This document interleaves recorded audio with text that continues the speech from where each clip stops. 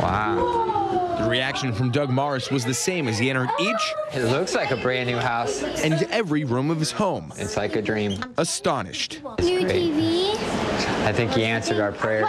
Fort Myers-based Next Level Church reintroduced the Morris family to its Lehigh Acres home tonight. They put on a brand new air conditioner so you guys can stay cold. And it was almost too much for this single father of 3 to handle. I dedicated my life to taking care of him, and for this to come at this time in our life it's the best thing that could have happened. He is one of the most humble men that I have probably ever met. Lindsay Kistner helped mobilize her church to start refurnishing the homes of friends in need. Morris, who has struggled to give his kids the best, was the first.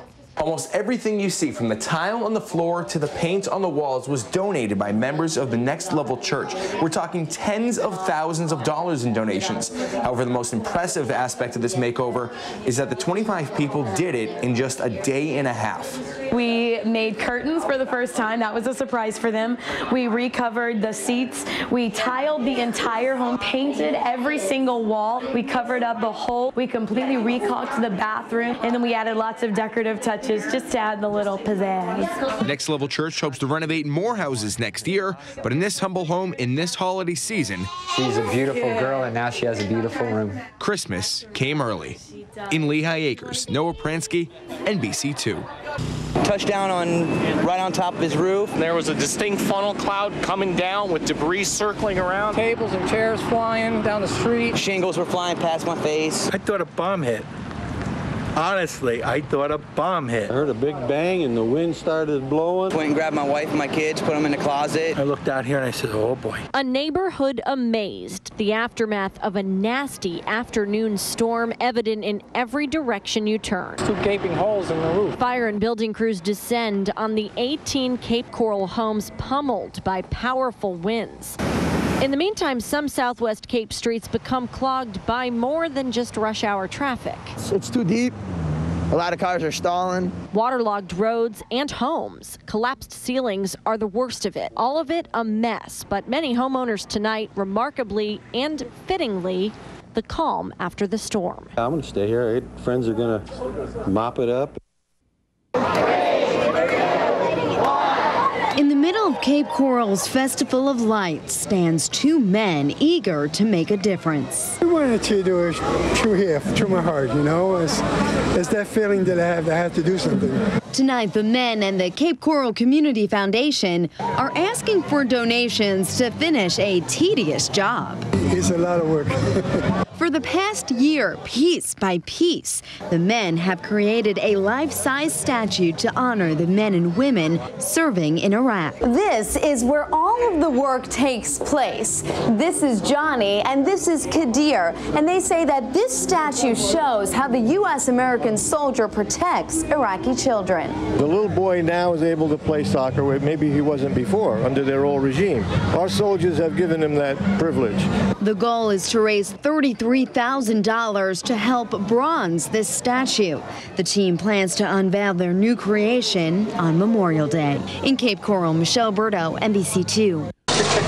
Open for business one more night. It's tough. I know this is a very favorite spot for a lot of locals.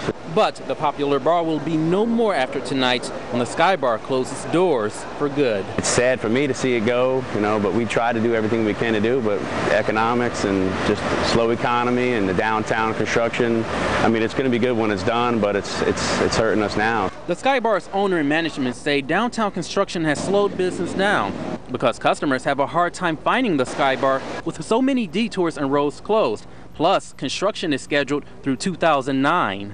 Sometimes it's an access, sometimes it's not an access. People don't know how to get around the green fences. There's a lot of confusion, so they're just kind of just like, why go downtown at all? We couldn't make out with the signs, with the construction closed, open, and whatever. When we got to the Morgan House, it was empty. There's nobody there. And I feel sorry for the businesses down here. I don't know how they can survive. Well, this one can no longer survive. and longtime customers hate to see it go. It's really one of the focal points of downtown here, where you're able to see the boats and the entire view like this. There's no other place like it. I'm gonna miss the patrons. You know, they're my number one thing. I love serving the people. I love the atmosphere up here. It's a beautiful, beautiful view, as everybody who's been up here knows.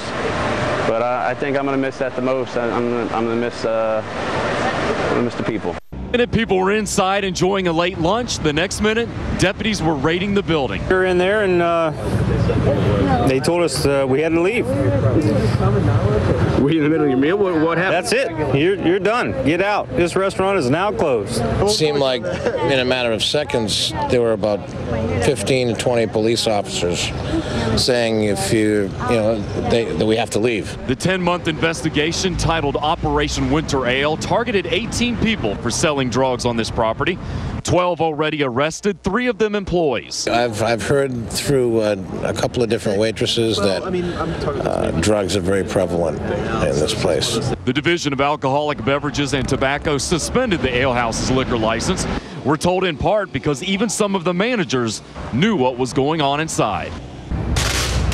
No ale at the house that bears its name. Not tonight, or at least for a little while. We're going to go to Outback because it's close. We've already parked. Their customers going elsewhere. Their workers not happy about losing that money. Our liquor license should be, at least put back, and then these people who are doing this crime get punished for it without punishing the rest of the employees. Everyone has bills. The economy sucks. And these 4 people have taken money out of our pocket. And nearby businesses quick to capitalize. It wasn't long before they started fighting for a piece of the pie. We're handing out cards right now. We have special promotions going on tonight to try to make up for what they can't sell tonight.